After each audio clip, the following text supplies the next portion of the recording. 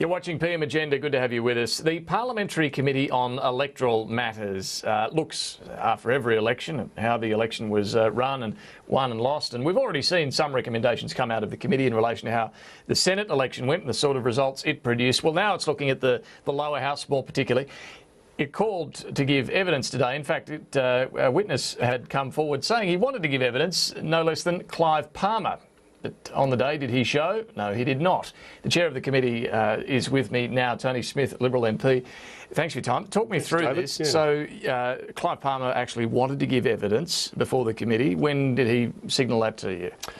I think he first signalled it through his office verbally back in February or March, and we'd offered him time at our Sydney hearing and our Adelaide hearing, and it was followed up with a formal request in writing from his office towards the end of April, requesting to appear. So we were very happy to accommodate that. We got lots of submissions. A submission had come in, and we're happy to accommodate it. So we arranged the time and arranged for today, and it was confirmed a couple of weeks ago. And just this morning we discovered he wouldn't be appearing, but his Chief of Staff was available. And did they give you a reason for that? No, and that's not any of our business really, other than something had come up.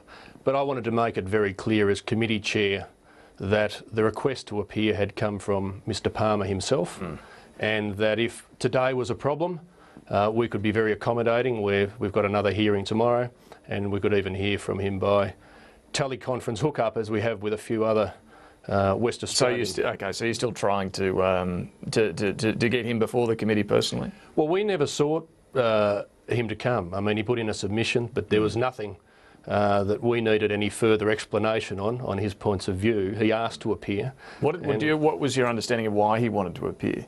I presume it was to talk to his submission, which made a number of observations and recommendations about the electoral system and the AEC in particular.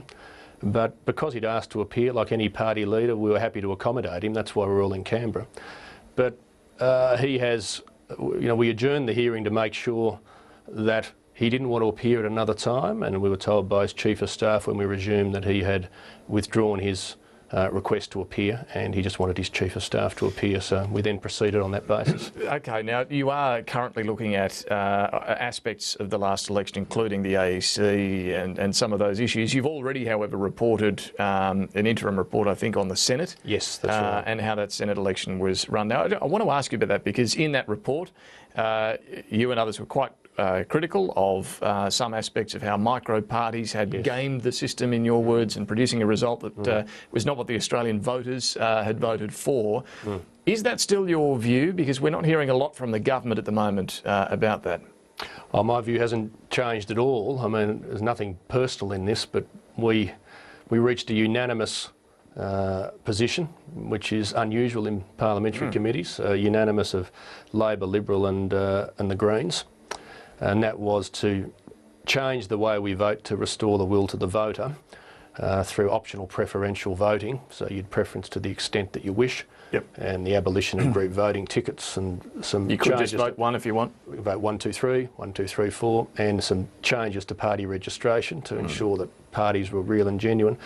But we pointed out in that report that when someone can get elected into the Senate with just 0.51% of the primary vote, and then through preference deals that work like a washing machine, be then catapulted into the Senate. I.e. Ricky Muir in the Motoring Enthusiast Party. Yes, and we pointed that out.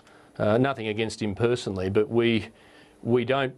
We're very strong on the fact that does not represent the considered will of the voters, and it was one of the two issues that left many voters demoralised and baffled after the last election. The other, of course, was the lost votes debacle. Well, indeed. But do you fear on those specific reforms you recommended, things like requiring parties to have 1,500 genuine members, optional voting, preferential voting in the Senate? Do you fear the government is going to leave those in the bottom drawer now that it needs those crossbenchers to get anything done in the Senate? Well, I felt our job was to work hard early to produce a unanimous report if we could, and I was pleased to be able to do that. And to, as you pointed out earlier, we've reported on it, we made that a priority to give time getting the unanimous report I felt was important if we could, because with electoral law it should be durable. So we handed that report down on the Friday before the budget to give time. I never for a minute, having had a bit to do with budgets myself in the past, thought it would be a matter for legislation immediately with the appropriation bills and the carbon Sure, but do you tax still think it will see the light of day, or have you given up on this based on conversations I want to see it occur. It's important it occur. It's not urgent that it occur this week or even next month or the month after. But David, let's go back to what we're confronting here. A situation where in New South Wales there are 110 boxes on the ballot paper. It's the maximum printable width. It can't get any bigger. All they can do is shrink the font, and they're handing out magnifying sheets. It is a nonsense. Right? It's an absolute nonsense. It is. And if voters were scratching their heads when they saw the ballot paper, some were pulling their hair out when they saw the results. That's just a fact.